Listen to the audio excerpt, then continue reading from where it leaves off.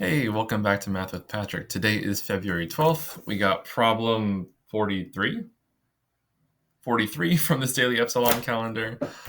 Let's try out this problem. All right. Looks like we need to solve for x. X is going to be this side length here in blue. And we're given some information about two right triangles stacked on each other.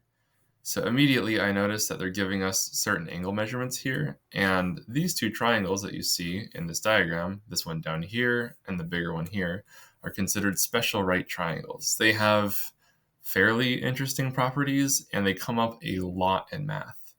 So how about let's discuss what these special right triangles are first and then solve for x. I think it'd be easier to talk about the bigger one first. Here in the corner, you can see that it has a 45-degree angle. There's a reason why I'm drawing a square first. So let's see, squares have right angles here, and they're also going to have right angles in these corners, but I figure I wouldn't clutter those corners. Squares also have equal sides or congruent sides. They're all the same length. And you probably know that a right angle is 90 degrees. And so it shouldn't be too hard to convince yourself that half of it is going to be 45. Now, I want to learn as much as I can about this triangle, specifically that one, there it is. That is half of a square. How about let's just assign the side length of that used to be square 1. I think that's going to be easy to start with. And when you want to solve a right triangle, that means you want to find all of the angle measurements and all of the side lengths. Fortunately, the angle measurements are pretty easy on this one, so we already established that 90 degrees looks like a corner, and the other two are half of 90 degrees, so they must both be 45. And if you wanted to, you could add these all up. It's basically 90 plus 90, that equals 180, and it's a well-established fact that all internal angles in a triangle add to 180. The last thing we're missing is this long diagonal, and with any right triangle, you can use the Pythagorean theorem to figure out some missing sides. And here we have both of the legs, or the sides closer to the 90-degree angle, and the numbers, or the lengths of the legs, go in A and B, and C is always going to be your long diagonal. 1 squared is just 1, and I have 1 plus 1, so C squared is going to be 2. And to figure out what C is, you can just take the square root of both sides. So root 2 is going to be the length of C.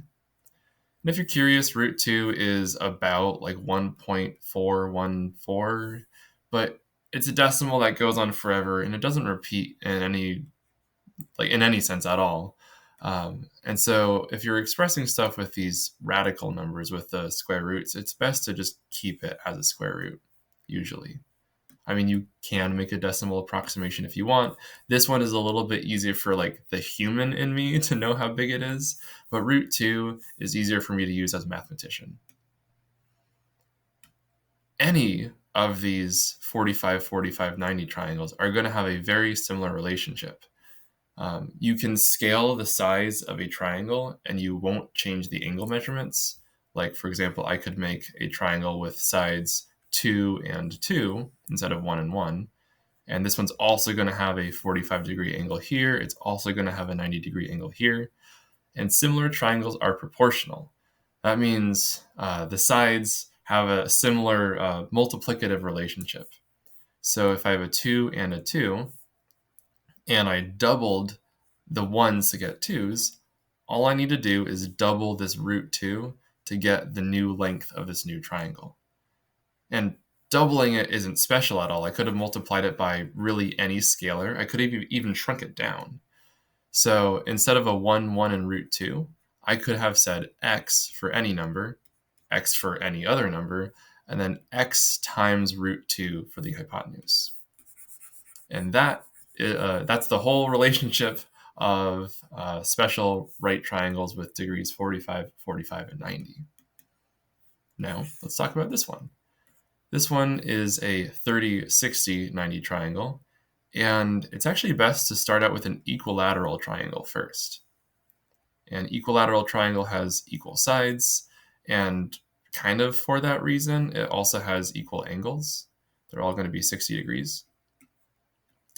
And if I draw a line straight down through the middle, I will have created two 30, 60, 90 triangles. I split this 60 in half, and so now it's 30 on either side.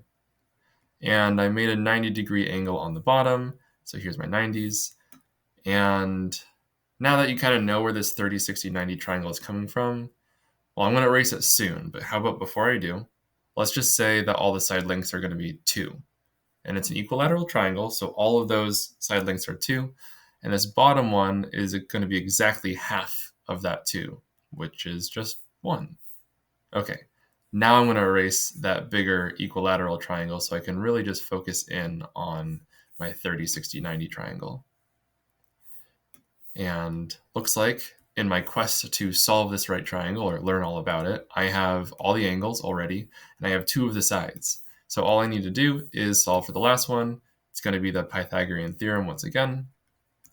But this time I know my hypotenuse. That one's a 2, so that's why I'm filling in a number for C.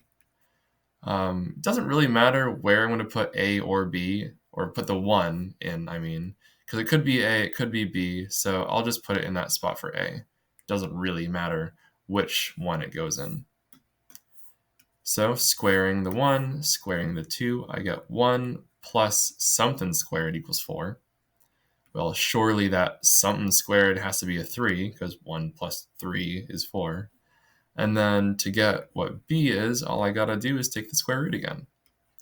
So here I get a relationship of 1, 2, and root 3 for my 30, 60, 90 triangle. And just like before, with right triangles, or with triangles in general, you can scale them up and shrink them back down. They're always going to have the same angles, and therefore this relationship between their sides is always going to be the same, even after I scale these up by any number. So the 1x I could just call x, but then the other ones, 2x and x root 3, I'll keep like that. So that's my rundown of where these values are coming from. And now, knowing these relationships, we don't really need to do the Pythagorean theorem all that much in here. We could just use the idea of proportionality between the sides. Looking here, I can see that we have the longer leg of the 30, 60, 90 triangle. And to go from the longer leg to, let's see, I probably want the hypotenuse. That way I can get something in this triangle. Well, the path isn't that clear. I'm not exactly sure what I need to do to get root 3x to 2x. It's actually, at least for me, it's a little bit easier to see how to go here and then here. Looks like if I divide by root 3, I get back to x. And if I multiply by 2, I can get here. So if I want to take my 3 root 6, I should divide by root 3 and multiply to 2 to get my hypotenuse. Now I could simplify this. The 3 times the 2, those can combine together to make a 6. And then the root 6 divided by root 3 can combine to make a root 2. I was expecting a denominator there, so that's why my number was a little bit tall, but there was no denominator because these can kind of cancel out in a way. There we go. So now I know that this length right here is 6 times the square root of 2. And looking at my 45, 45, 90 triangle, I know that if I have a leg, I can multiply it by the square root of 2 to get the length of the hypotenuse. So taking this value, 6 root 2, multiplying it by another root 2, kind of just by the definition of what square roots mean. If you take root something times root something else, you're just going to get that something. The square root of 2 times square root of 2 is just 2. 6 times 2, 12. That's today's date. We're all done. So if you've ever taken a geometry course, or if you're ever dealing with triangles and you haven't really explored these two special right triangles, I highly recommend getting really familiar with those relationships between the side lengths here. Because if you keep those numbers in mind, then it's really easy to take one value and bring it over to the next. So we're all done, and Quill is here to say goodbye. We'll both see you in the next episode. Okay, see ya.